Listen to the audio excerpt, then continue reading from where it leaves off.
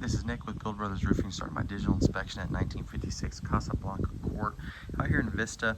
We always like to start our digital inspections underneath the eave of the house. The eaves of the house are going to consist of your fascia board, you have your rafter tails, and then you have your starter board. And the reason why we like to start underneath the eave is that it gives us a good idea about what kind of wood damage we can expect on this property, on this project, and just how good of a job the roof is doing as far as keeping water off. But you can see we've got some wood rot going on in this section. We have termites that are more than likely, have been there in the past, but they're always attracted to that soft, moist wood. Again, you can see the damage that's going on as well. So there's going to be some wood repair on this project. This is a clay tile roof. I'm not going to get all the way on top of this roof, but I am going to point out the underlayment on this roof and a few other things that show me this roof is about 35 years old or so. We got an end-face system on the roof as well. We can see that the system is backfeeding into the grid right now, so the system is working properly. This system was picture frame installed, and we're going to be doing the same thing when we go ahead and re-roof this property as well.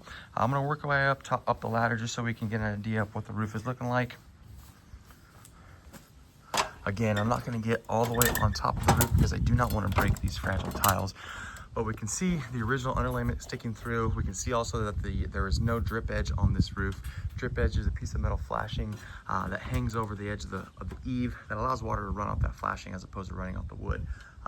This neighbor right here had their roof redone not too long ago. That is the drip edge that we would be adding as well. Okay, so I pulled these tiles up again just to show what the underlayment looks like. We can see just how old and brittle this stuff is. This stuff is very worn, and it looks like a 35-year-old product. Let's see if we can just kind of rip a piece off. You can see the stuff is literally just kind of crumbling in my fingertips. So when it gets to this point, that's a telltale sign that the product has gone past its life expectancy. Fresh underlayment is going to be very thick. It's going to be very gritty, very granular to the touch, and this product is none of those. You can see we have the solar panels that are on this roof. We're going to be removing and reinstalling those panels, and you can see how they look like they're kind of floating in the tile itself. So we're going to go ahead and be picture framing this install just like they did as well. So when we take this roof plane off, we're going to shingle underneath it. We're going to add these solar panels on top, and then we're going to install the clay tiles back around it.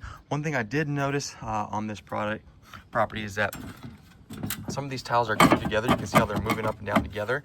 Looks like there's been glue that's been added to these corners throughout. Now, I'm not sure, how big of a space or how big of an area has those tiles glued together.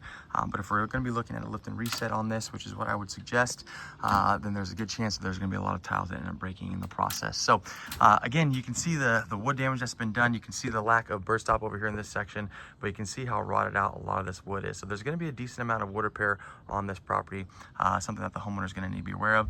We're going to go ahead and be resealing and reflashing all the penetrations. We're going to be getting rid of all that original mortar flashing.